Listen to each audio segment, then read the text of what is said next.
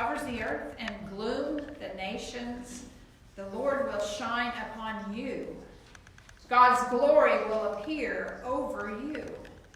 Nations will come to your light, and kings to your dawning radiance. Lift up your eyes and look all around. They are all gathered. They have come to you. Your sons will come from far away, and your daughters on caregivers' hips. Then you will see and be radiant. Your heart will tremble and open wide, because the sea's abundance will be turned over to you. The nation's wealth will come to you. Countless camels will cover your land, young camels from Midian and Ephah. They will all come from Sheba carrying gold and incense and proclaiming the Lord's praises. The word of life for this day. Thanks be to God.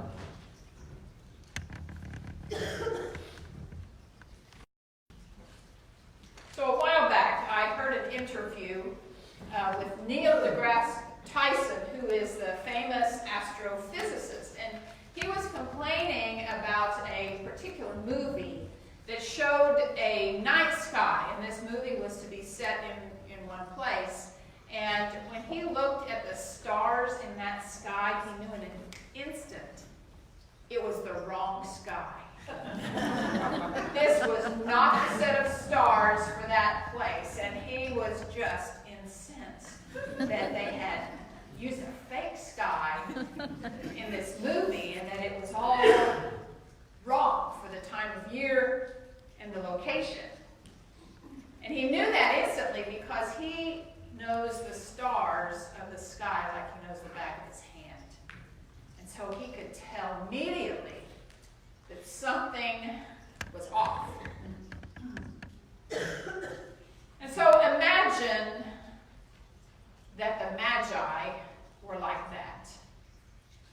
People who study the stars every night and who knew that what they were to look like the way they knew the back of their hand.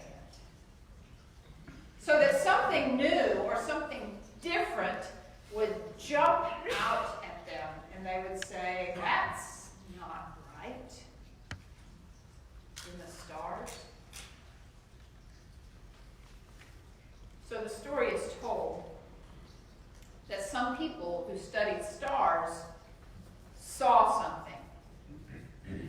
They saw something so compelling in its difference that they set out on a journey.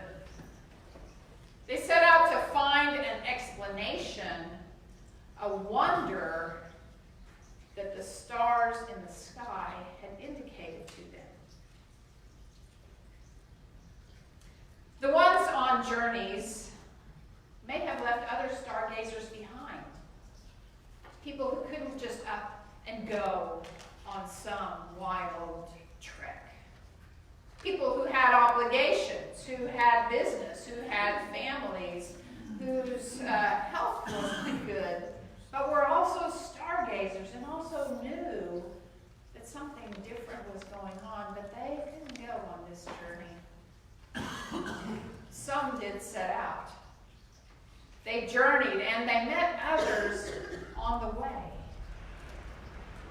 I imagine coming across someone on the path and saying, you know, I look at the stars, and the other one saying, hey, I do too, and there was something different. Yeah, something very different. And so on their various journeys, they met up with others who were stargazers, who were looking for something that was different. So, coming into the vicinity where this remarkable thing was meeting them, they felt that they needed to stop and ask directions. This was a big mistake. Don't stop and ask directions. Look at the map. They stopped to ask directions at the palace where the ruler was. His name was Herod, and as soon as Herod entered the room,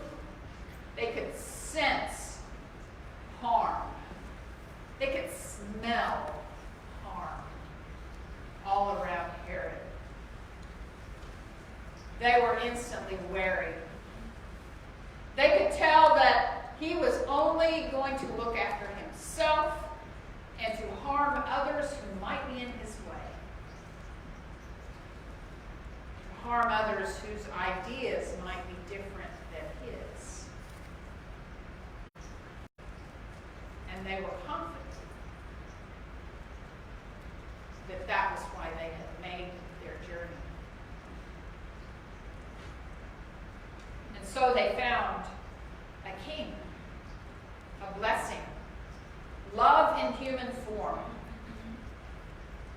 But you know, they had known from the minute they left Herod that they were not going to go back there. They could not return to him with information, no matter how powerful he was. They knew harm when they smelled it. And they resisted by not participating in his self-serving scheme, and so the Magi committed civil disobedience and did not do what the tyrant told them to do.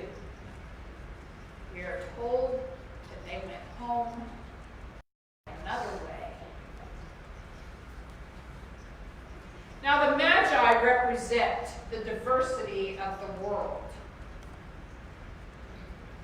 They are depicted in legend as being of different ages, different nationalities, different races, coming together to symbolize Christ's presence for the whole world. And we call their day Epiphany, which means a moment of revelation or insight. So they had the revelation of the Christ child, and they also had this insight that told them to resist harm. And so they did. Resisting harm is where we have been forced to be within our church, within our denomination. But I say that we are drawn towards something more beautiful, welcoming, diverse, hopeful, and inclusive. That we are on a journey and that we have found others who are making the same kind of journey, and now we can do it together.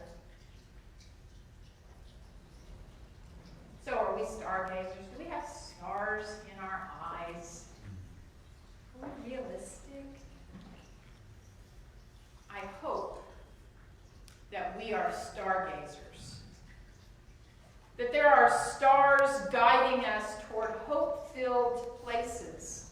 Places where light illumines the darkness and overcomes it. Places where children who are different are cherished. Where love and kindness are taught. Where justice and peace are the highest values. Places where you matter, and you matter, and you matter. Places where love prevails and where circles are wide and welcoming and all embracing. Stargazers on a journey of grace who go in new directions in order to resist harm. And so that verse there in Isaiah says, "Then you will see and be radiant. Your heart will tremble,